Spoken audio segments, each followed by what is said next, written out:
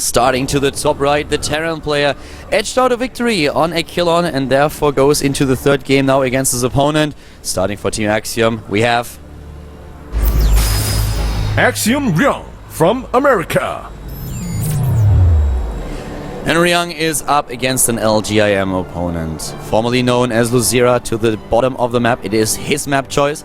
We have LGIM KangHo from Korea. Well, let's see what they've got planned. Just going to be a gas cancel here. Don't get too excited, Legend. I think right now it would really be smart for Ryung to once again get his siege tank out. Yeah, if I were Young right now, I'd be making siege tanks off one base. Yeah. I really feel that even in the first game he could have done so much more with a bit of a better unit positioning. He just had everything clumped up, and Zerg players these days, they are so much smarter dealing with especially Widow Mines. For example, when you have like all the Widow Mines on one spot, the Zerg just rolls in a few of the Banelings, detonates them manually, and then all the Widow Mines are gone. If you space them out, you can really multiply the effect that they have, and then it's so much more difficult for the Zerg to execute this. Game number 2, much smarter positioning by Ryung, did that very, very well, and he was rewarded for it. We have KangHo actually like blocking the command center first here for as long as he can, but now that the 400 minerals are accumulated, the hit points on the drone are actually... That was so sad. I mean, the drone tried. He tried. To no avail. I feel sorry for it. Do you think KangHo is going to go again for a Roach Baneling attack? Or do you think he's going to try to do something, completely different, like Nidus or Mutas, or even do the unthinkable and take a third base? Because right now that drone is looking like he wants to do the unthinkable. He's going to go double hatch before pool on Neoplanet S. Yeah, but it's fine. It's completely cool. Actually, with the command center first, that's absolutely legit. It's better to do this build, I feel, than to do a delayed third with a hatch first in the pool into third base. It's actually, I think this build is better on this map. That is a very, very legit strategy that he's currently executing. But as to the other question, what he's going to do like a bit later if he goes into the Roaches again, I feel it would be much smarter for him to go into Ling Muta Baneling, but KangHo is a very stubborn player. Like, if he has an idea, he's gonna follow through with it. And if he... I don't think that he's gonna adjust here, so we might see him go down the same path, and I feel that that would be the wrong decision, since it's the obvious choice. That's what Ryung expects and what he's scouting for. I would like to see KangHo either be a little bit sneaky or just rely on a standard Muta Ling Baneling composition and try to make it work that way. Yeah,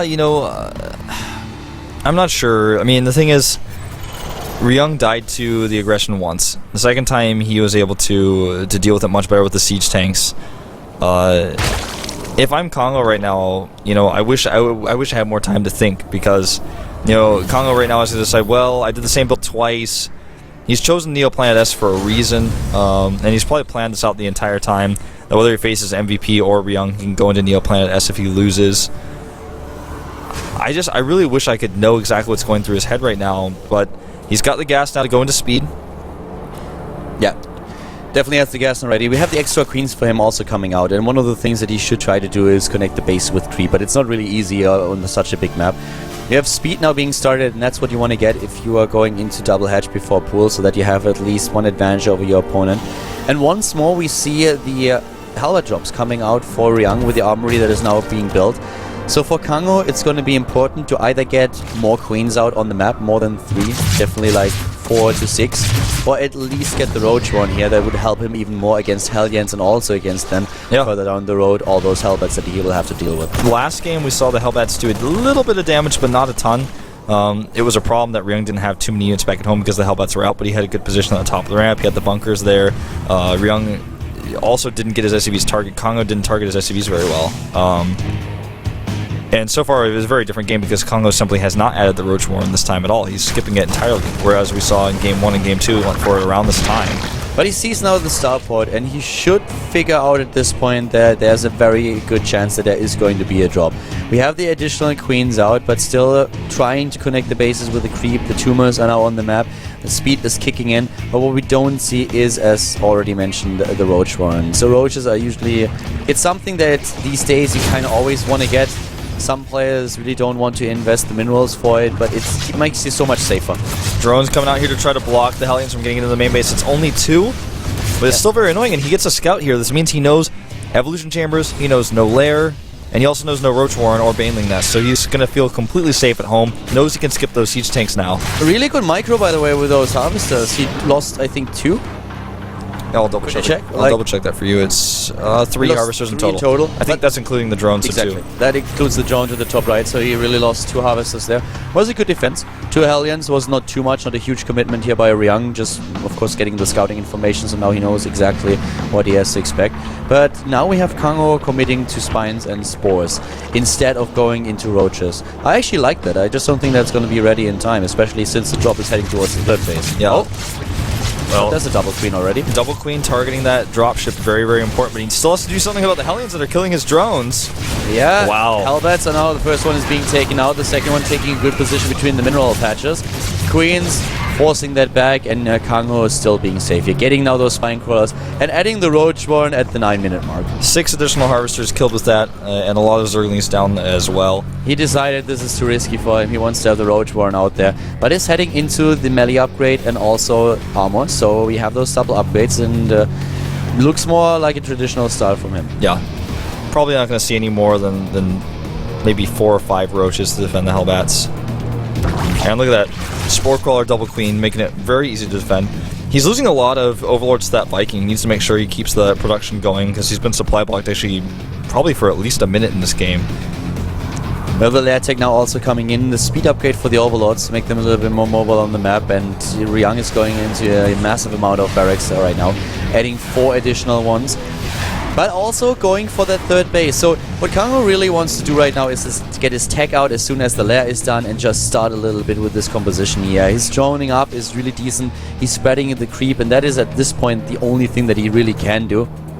By the way, 6 additional barracks coming out for Ryung right now. He's going to try to be very, very aggressive, just like we've seen SC in the past do, where he just walks across the map with ground armies at the 3rd base, just rallies and attacks, because his 3rd base is just as exposed as KangHo's is, but if he's constantly attacking, it keeps KangHo off his back while he continues the pressure. So I like this. 4 reactors being made, 2 more barracks, 1 on the way, but obviously KangHo much more ahead with the upgrades when it comes to attack.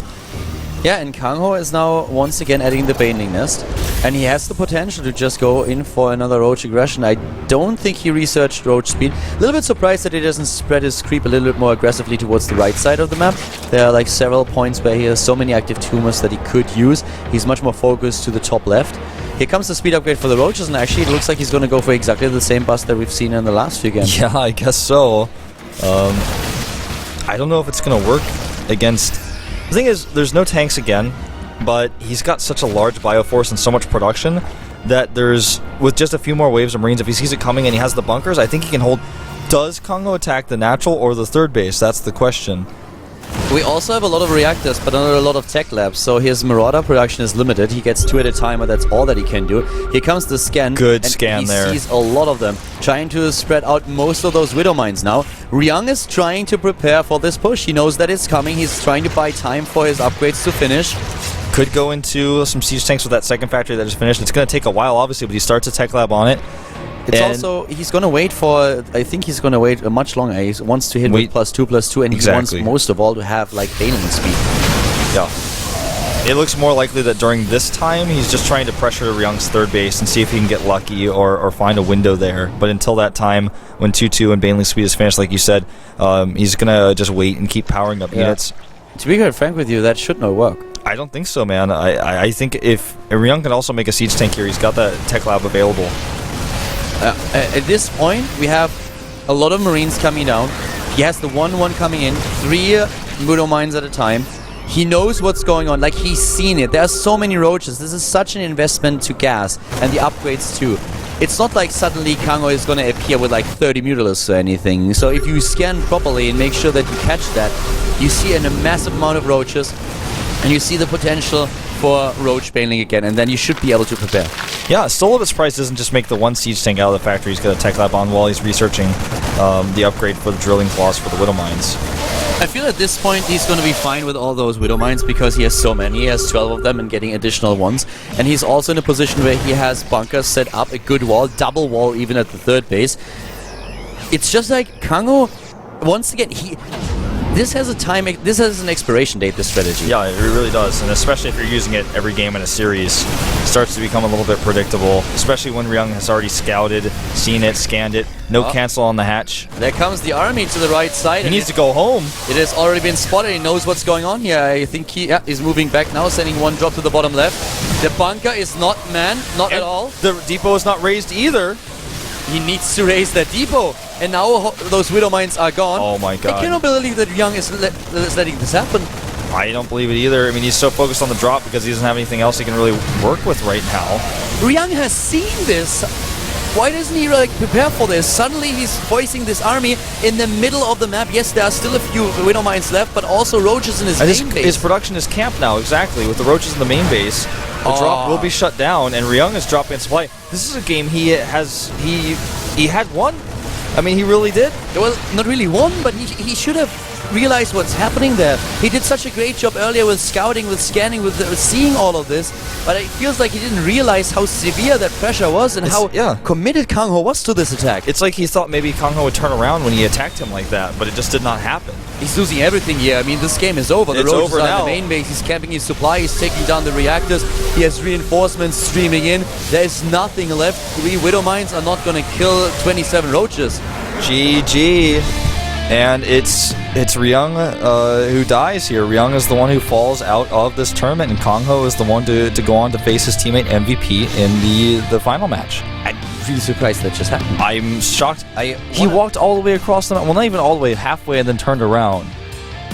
That was actually not even the thing that that freaked me out the most. The thing is, like, everything at home was not set up. Yeah, he didn't have anything set up. He didn't raise his depot even. There was nothing in the bunker. The depots weren't raised. The Widow Mines weren't in position. He then borrowed all of them at the same spot. It's like he didn't see that army, but I would have loved to see, like, to watch that game again and focus a bit on his vision, because he saw that. He saw those roaches, and there were so many of them. What kind of composition is the Zerg player going for if he has like 40 roaches on the map? It's not, as I said, it's not like he's suddenly transitioning and trying to hit a mutalist timing, and if it was, he would see it with the scans. And he scanned everywhere. I don't know. He didn't make any siege tanks either after he saw all those roaches. We're going to have a 10-minute break, though, once again, before we go into the final match, which will be Lucira, a.k.a. KangHo, up against his teammate MVP. So we'll see you in a few.